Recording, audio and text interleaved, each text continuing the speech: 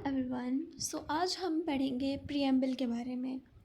Last हमने complete किया था एक्ट्स और चार्टर्स जो थे, और सेपरेशन ऑफ पावर भी हमने पढ़ा था उसमें।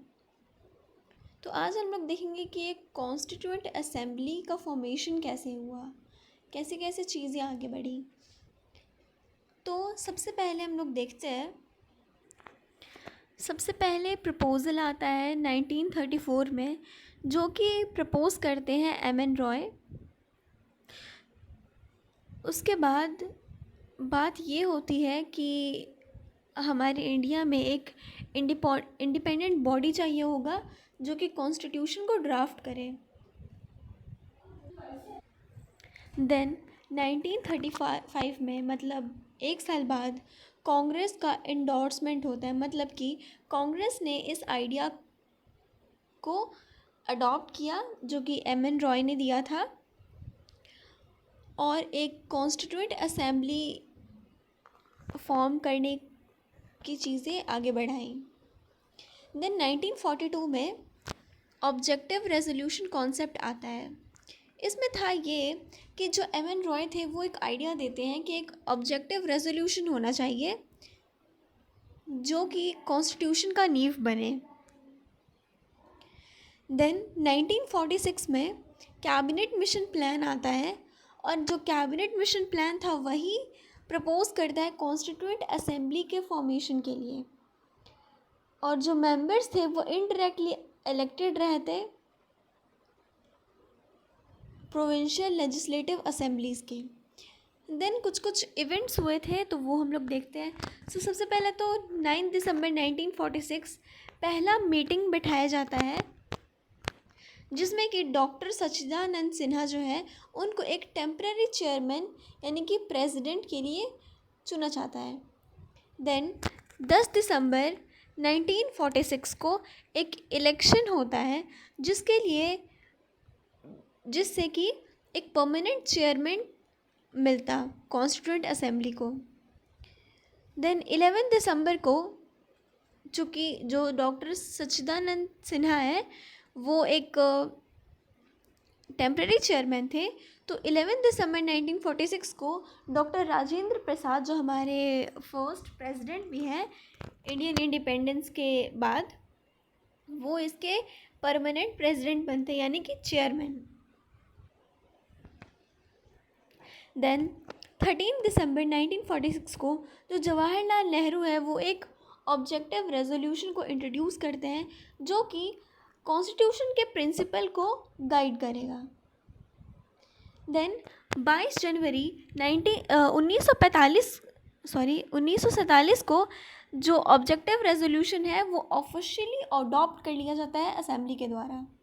देन एक ड्राफ्टिंग कमेटी फॉर्म होती है। 29 अगस्त 1947 को, जिसके के चेयरमैन थे डॉक्टर B.R. अम्बेडकर। इसके कुछ प्रोमिनेंट मेंबर्स भी थे जैसे कि के.एम. मुंशी, अलादे कृष्ण स्वामी अय्यर और N. गोपाला स्वामी।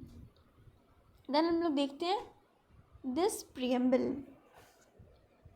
तो प्रीएम्बल यहाँ लिखा हुआ है we the people of India, मतलब इंडिया के लोगों के लिए ही है, लोगों के द्वारा और लोगों के लिए। Having solemnly resolved to constitute India into a sovereign socialist secular democratic and republic. ये जो सारी चीज़ें हैं, 5 वर्ड हम लोग इसके बारे में पढ़ेंगे। And to secure all its citizens justice, social, economical and political liberty of thought, expression, belief, faith and worship, equality of status of opportunity, and to promote among them all. Then fraternity है assuring the dignity of the individual and the unity and integrity of the nation. In our Constituent Assembly, this 26th day of November 1949, do hereby adopt, enact and give to ourselves this constitution. So this is preamble. preamble के जो ये सारे highlighted words हैं इनको हम लोग ज़रूर से पढ़ेंगे, जैसे कि preamble we the people of India, sovereign, socialist, secular, democratic republic, then justice, liberty, equality, fraternity, ये सारी चीज़ें। ओके, सबसे पहले क्वेश्चन ये आता है कि आखिर प्रियम्बल आया कैसे, ये आइडिया कैसे आया। तो ये आइडिया आया है यूएसए से। तो जो एक प्रियम्बल का कॉन्सेप्ट है वो हमने बोरो किया है यूनाइटेड स्टेट से। देन हम लोग इसके नेचर देखते हैं, जो कि सोवरेन, सोशलिस्ट, सेकुलर, डेमोक्रेटिक और रिपब्लिक है।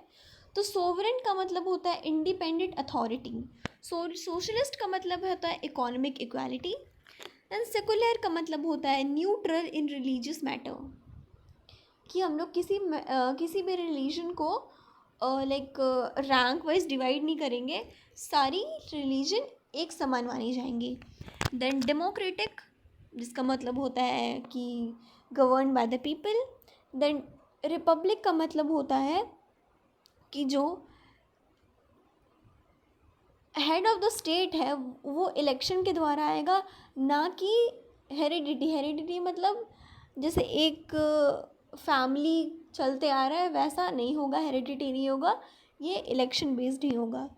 देन इसका विजन क्या क्या है, तो जस्टिस मतलब न्याय, लिबर्टी यानी आज़ादी या स्वतंत्रता, इक्वालिटी मतलब होता है समानता, फ्रेटर्निटी मतलब a sense of brotherhood among the people of India.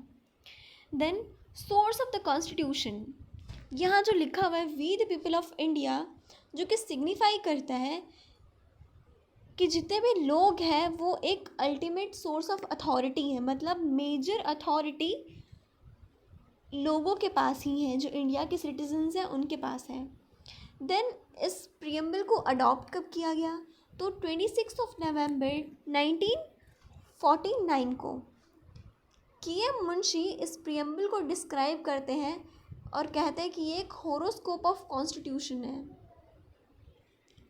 Then इसका पॉलिटिकल सिग्निफिकेंस क्या है, तो जो प्रियम्बल है वो एक आइडेंटिटी कार्ड की तरह देखा जाता है कॉन्स्टिट्यूशन में, क्योंकि ये जो हम लोग प्रियम्बल देख रहे हैं इसमें जो इतने सारे जो हम लोग ये सारे जो वर्ड्स हैं ये सारे देख रहे हैं, उसी चीज़ को हर एक एस्पेक्ट में एक्सप्लेन किया गया कॉन्स्टिट्यूशन में। तो इसका पॉलिटिकल सिग्निफिकेंस है कि एज अ आइडेंटिटी कार्ड ये रिगार्ड करता है। सबसे पहले हम लोग देखते हैं सोवर्निटी का मतलब क्या होता है। तो सोवर्निटी जैसे कि पहले लिखा हुआ है we the people of India, beginning में वो दिखाता है कि अल्टीमेट पावर जो है वो इंडिया के लोगों के पास ही है। देन सोवर्निटी का मतलब होता है एब्सोल्यूट और सुप्रीम पावर स्टेट के पास रहे, जो कि अपना सेल्फ गवर्नेंस करे और किसी दूसरे कंट्री के लोग उसके प्राइम मिनिस्टर, प्रेसिडेंट वगैरह कुछ से मतलब ना रहे, हम अपना अफेयर्स, अपने मैटर्स को खुद रिजॉल्व करें और जितने भी डिसीजन हैं वो स्टेट में ही हो। देन सोवर्निटी के टाइप्स होते हैं इंटरनल सोवर्निटी और एक्सटर्नल सोवर्निटी। तो इंटरनल सोवर्निटी का मतलब होता है कि जैसे इंडिया में बहुत सारे स्टेट्स हैं तो उससे फ्रीडम होती है, वो डिसीजंस में अफेक्ट नहीं कर पाए या फिर इंटरफेयर नहीं कर पाए। उसके बाद है एक्सटर्नल सोवर्निटी। एक्सटर्नल सोवर्निटी का मतलब होता है कि जो दूसरे कंट्री या फिर ऑर्गेनाइजेशन है उनका राइट नहीं है किसी भी तरह का इंटरफेयर करने में। देन कॉन्स्टिट्यूशनल प्रोविंसेस आर्टिकल 1 से लेके 3 तक। तो सबसे पहले आर्टिकल 1 है। आर्टिकल 1 कहता है name and the territory of India. तो आर्टिकल 1 में लिखा हुआ है कि declares India that is Bharat. तो इंडिया और भारत दो नाम है। Is a union of states, बहुत सारे यूनियन मतलब स्टेट्स का कलेक्शन है इसमें। 29 स्टेट्स हैं प्रेजेंट टाइम में। देन ये दिखाता है कि नेशन का सोवर्निटी है। देन जो यूनियन है वो कि इस यूनियन को कोई तोड़ नहीं सकता है, लेकिन जो स्टेट्स हैं वो रीऑर्गेनाइज हो सकते हैं। जैसे कि बिहार और झारखंड पहले सेम था, एक ही साथ था, अब वो अलग हो गया, झारखंड अलग हो गया। ये अलग हुआ था 15 नवंबर 2000 में। तो ये सारी चीज़ें हो सकती हैं। देन आता है आर्टिकल 2 और 1 कि इंडिया कॉम्प्रोमाइज़ कर सकता है अपनी टेरिटरीज़ को और यूनियन टेरिटरीज़ को। कोई भी जो आर्टिकल 2 और 1 के तहत अगर बाहर से कोई कंट्री या फिर यूनियन टेरिटरी मर्ज हो रही है तो हम लोग मर्ज या फिर उसको एक्सपैंड कर सकते हैं। देन उसके बाद आता है एडमिशन या फिर इस्टेब्लिशमेंट नया स्टेट का। फिर आता है इंटरनल रीएडजस्टमेंट, हम लोग जो इंटरनल की जो स्टेट्स हैं उनका नेम चेंज हो सकता है, रीऑर्गेनाइज हो सकता है, न्यू फॉर्मेशन हो सकता है, ये सारी चीज़ें। फिर उसके बाद है टॉपिक चैलेंजेस टू सोवर्निटी। तो सबसे पहले चैलेंज तो है ग्लोबलाइजेशन। इससे ये होता है कि ट्रेड या फिर इकोनॉमिक्स या फिर जो कल्चर वाली चीज़ें हैं उससे इंटरडिपेंडेंस हो जाता है दूसरे नेशंस के साथ। उसके बाद आता है इंटरनेशनल लॉ एंड रेगुलेशंस, जैसे कि इंडिया एक पार्ट है यूएनजीए का और यूएनएससी का और बहुत सारी ट्रेडीज़ को साइन करता है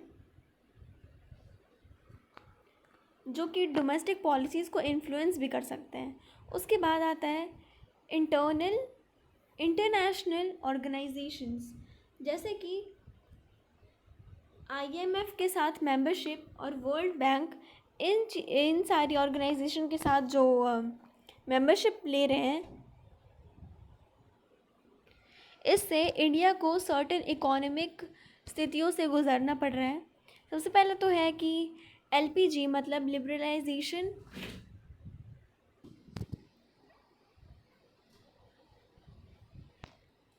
प्राइवेटाइजेशन और ग्लोबलाइजेशन, ये सारी पॉलिसीज़ इंडिया के इकोनॉमिक सोवर्निटी को अफेक्ट करती हैं। देन डिजिटल एरा, तो ग्लोबल टेक्नोलॉजी और जो प्लेटफॉर्म्स है वो इंडिया का डाटा प्राइवेसी में भी कंसर्न करता है, जैसे कि साइबर सोवर्निटी और रेगुलेशंस में। फिर आता है जुडिशियल इंटरप्रिटेशन। तो इसमें होता ये है कि सबसे पहले केशवानंदन भारती केस आता है जिसमें कि सुप्रीम कोर्ट ये डिक्लेयर करता है कि इंडिया जो है वो एक सॉवरेन स्टेट है और बेसिक स्ट्रक्चर डॉक्ट्रिन इसका पार्ट है। देन फिर आता है socialism in the Indian constitution. तो कॉन्सेप्ट और वैल्यू देखते हैं। तो सोशलिज्म इंडिया के कॉन्टेक्स्ट में इसका ये है मतलब कि लोगों का कल्याण होना चाहिए, मतलब वेलफेयर होना चाहिए, और ये इंश्योर करता है कि जो गवर्नमेंट है वो सोशल वर्क करे ताकि सोसाइटी में इकोनॉमिक जस्टिस आए और वो सारे सोसाइटी के सारे सेक्शंस में हो। देन अगर हम लोग डीपीएसपी में देखें तो ये सारा बेसिकली सोसाइटी के लिए ही डीपीएसपी में जितने आर्टिकल्स हैं वो सारे हैं, मतलब 36 से 51 तक। Then 42nd constitution amendment act 1976, तो इसी के तहत जो सोशलिस्ट वर्ड है वो ऐड किया गया था प्रीएम्बल में, जो कि सोशल वेलफेयर स्टेट को एम्फसाइज करता है और एब्सोल्यूट स्टेट कंट्रोल को नहीं। देन नकारा केस 1983, तो सुप्रीम कोर्ट स्टेट करता है कि जो सोशलिज्म है इंडिया में उसका मतलब होता है लोगों का वेलफेयर। देन उसके बाद वो रीअफर्म करते हैं कि जो सोशलिज्म है वो रिच और पुअर के बीच का जो गैप है उसको ख़त्म करता है और इक्वालिटी और डिग्निटी को मेंटेन करके रखता है सोसाइटी में और सिटीजन्स के बीच में। देन आइडियोलॉजिकल लिंकेजेस, जो ये टर्म सोशलिज्म है वो हिस्टोरिकली लिंक्ड है मार्क्सिज्म से, लेनिन से और माओ से।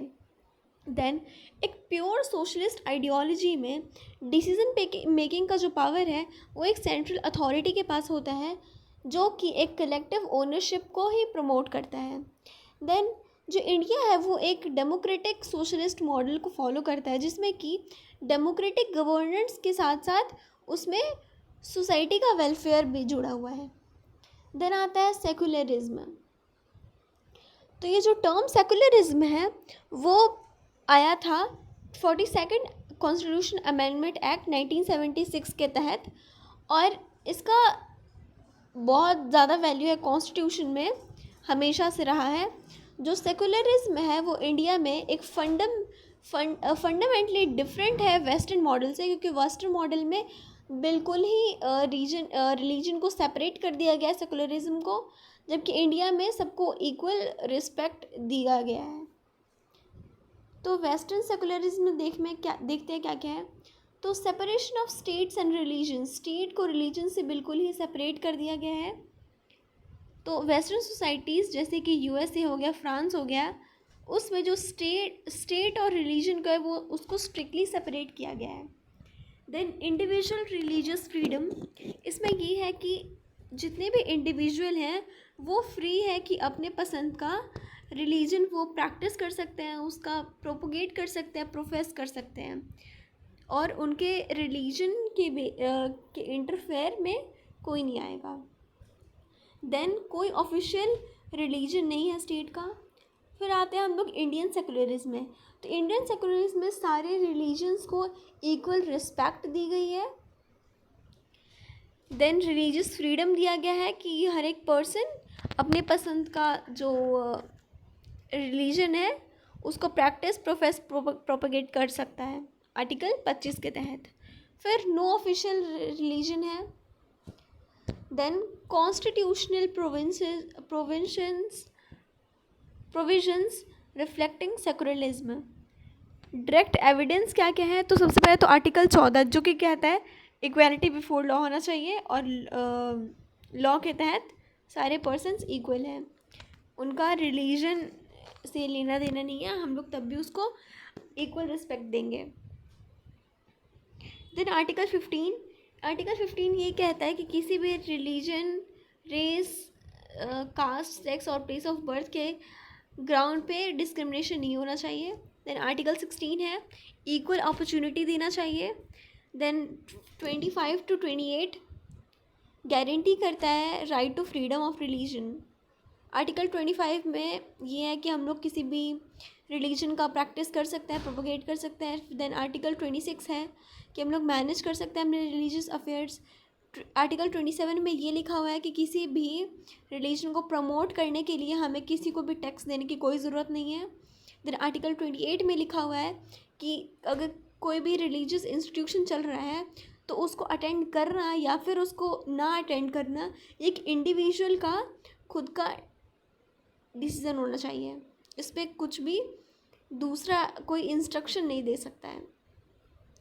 देन आर्टिकल 29 और 30 माइनॉरिटी को राइट्स देता है, जैसे कि ट्राइब्स हो गए, तो ट्राइब में कुछ कुछ अलग अलग उनकी जो ट्रेडिशन चलते आ रहे हैं तो उनको प्रोटेक्ट करने का भी काम करता है।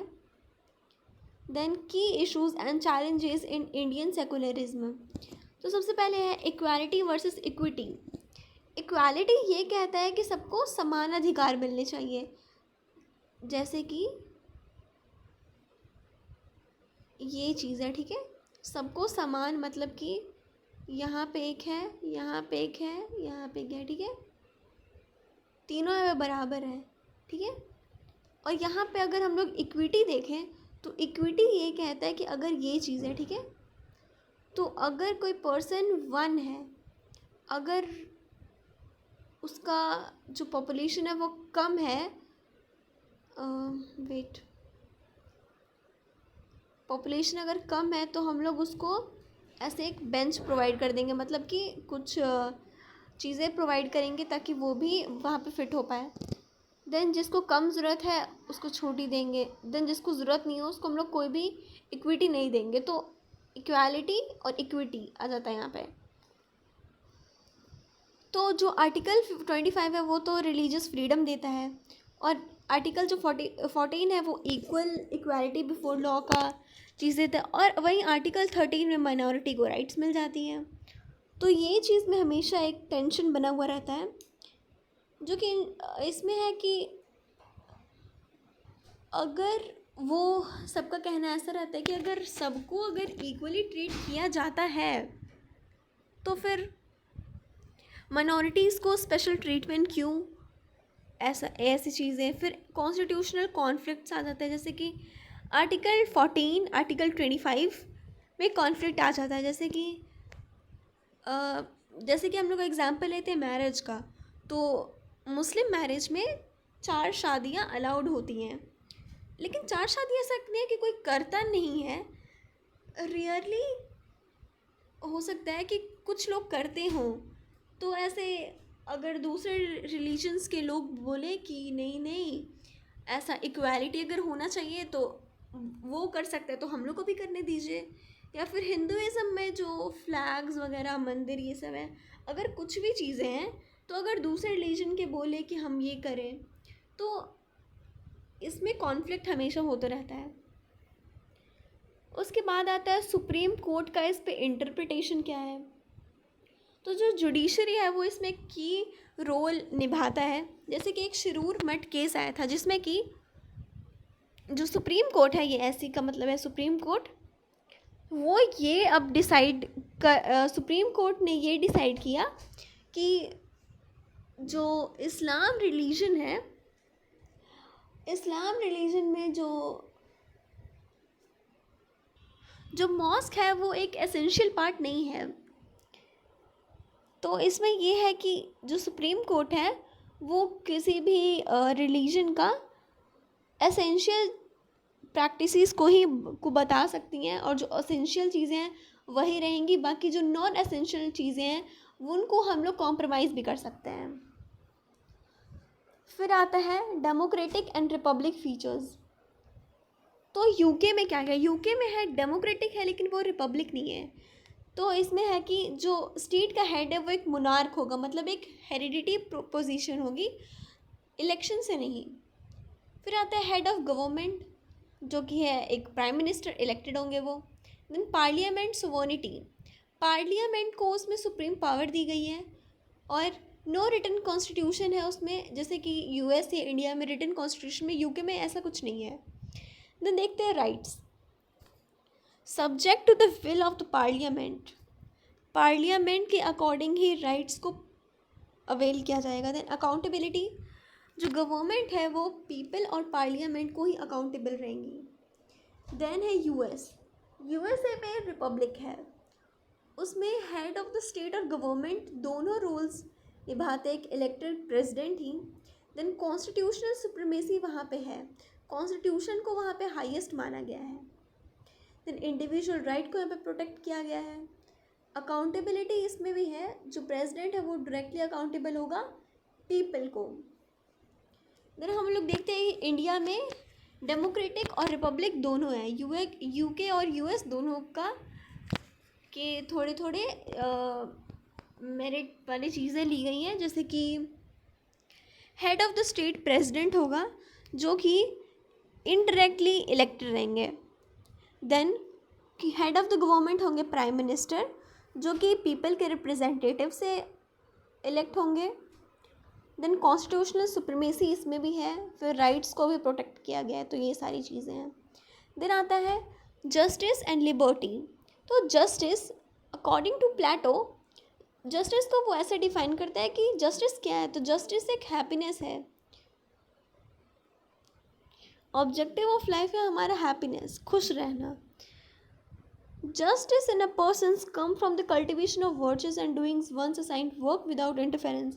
इसका मतलब ये है कि अगर कोई आदमी है वो अपना कुछ काम कर रहा है, likewise I am doing my art work, तो माई जस्टिस इज़ व्हाट कि when I am doing my art work no one will interfere in my art work और no one will interrupt me. तो इससे मेरा art work complete हो जाएगा, हमको खुशी मिलेगी, तो विदाउट इंटरफेरेंस जो हो। तो इसमें social justice, political justice, economical justice आता है, जैसे कि हम लोग ऐसे समझते हैं। Social justice, political justice, economic justice. तो ये एक दूसरे के साथ चलता है, और ये दोनों जब अचीव हो जाएंगे तो फिर ये भी अपने आप अचीव हो जाएगा। इसको एक ट्रायंगल की तरह समझते हैं। देन 106 कॉन्स्टिट्यूशनल अमेंडमेंट एक्ट 2023, जो कि रिजर्वेशन प्रोवाइड करता है वुमेन को लोकसभा और स्टेट लेजिस्लेटिव असेंबलीज में 33% का। देन आता है लिबर्टी। लिबर्टी का ऑरिजिन क्या है और उसका मीनिंग क्या है?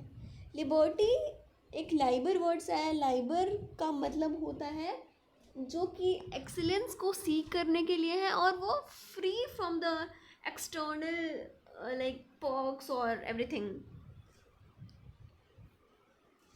Then liberty is of two types. The first is negative liberty. This is given by John Locke.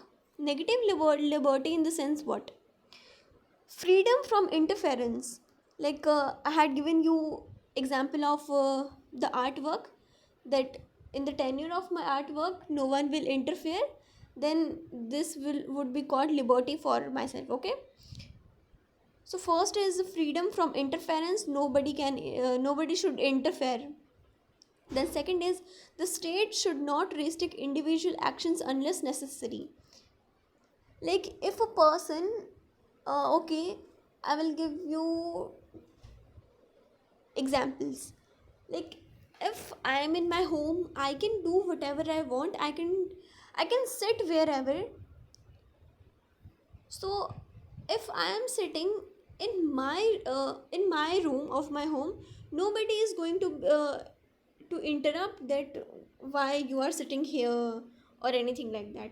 But if I'll sit in my relative's home or in the neighborhood, so they can interrupt me that no, you can't sit here, you go and sit there. So in negative liberty, you unless necessary, nobody can restrict you. Then positive liberty, that is given by T.H. Green. Positive liberty states that the state has the authority to restrict freedom from societal welfare and justice. So this is like the state has the authority to restrict freedom. Like if you have freedom to do anything, you will do drawing on wall or anything like that. So the authority, like your mother father can interrupt that no, you can't draw the picture on the wall, you have to like draw on notebook only. This type of liberty, this is called a positive liberty, that is for the welfare of the society, and in the example, the welfare of the home, because the wall is painted and it is painted by expensive paints. So yeah. Then constitutional provision, according to the one of article 19, it protects freedom of thought, expression, belief, faith and worship. So in article 2 to 6 of article 19 allows the state to impose reasonable restrictions for security, public order, morality. For an example, like in the constitution we have the freedom to express our thought, to speak, to reside anywhere. So these are the perks, but there should be restriction. For an example, recently a content creator was there. She makes vulgar videos in public spaces, parks and everything. Then some people gather and they like slapped her, abused her, because that was against the morality of the society. Nobody can, like in our Indian society, our culture is the highest. So she was wearing small short dresses in the public and making, like, she was very vulgar appearance. Now that is not good for a society. So there are some restrictions, and Police also can't save her or file FIR against those people, because she has the liberty to do anything, but not in public spaces, okay, because that is against the morality. Then equality and fraternity. What is equality? So equality is divided into two broad categories. The first is status based equality. So article 14 to 18, the 14 is equality before law, article 15 is no discrimination, article 16 is the equal opportunity, then article 17 no discrimination on the basis of untouchability, then 18 abolition of title.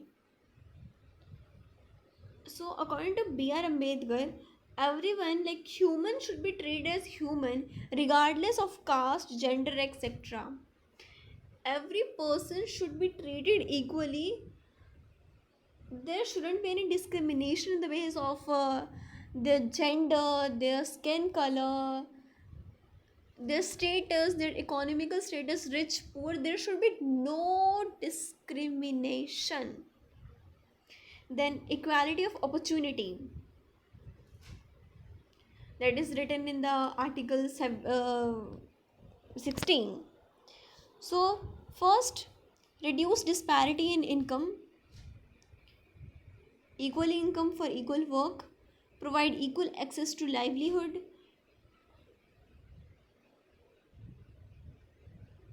Then this is fraternity. Fraternity is to promote the spirit of brotherhood, bhaichara, among the citizens, and single citizenship and unity across regions and communities. Emphasizes integrity. This is the important point. Integrity added by the 42nd Constitution Amendment. Fraternity balances between equality and liberty. Landmark cases. There are some cases for this. So first is the A.K. Gopalan case related to the preamble. A.K. Gopalan case 1950. So he arises a question that, is the preamble part of the Constitution? Then the verdict says, no, it is not a part of Constitution, but can be used for the interpretation of the Constitution. Then Berubari case, Berubari Union case 1916. Again, this question arises that, is the preamble part of the Constitution? Then Supreme Court re-rated that the preamble is not the part of Constitution. However, it can act as a beacon light for the interpreting Constitution provisions. Then last Keshwanandan Bharti case 1973, landmark judgement आया, establish किया गया कि जो preamble है, हाँ वो एक constitution का पार्ट है और वो अमेंड हो सकता है, लेकिन उसकी जो नींव है, लाइक पहले से जो बेसिक स्ट्रक्चर है, उस पर कोई छेड़छाड़, कोई अल्टर नहीं होना चाहिए. सो या this preamble is completed. Thank you guys for watching this video. If this video is helpful for you all, like, subscribe and share. Bye, and all the best for your BPSC preparation. Hope you enjoy this video. Bye bye.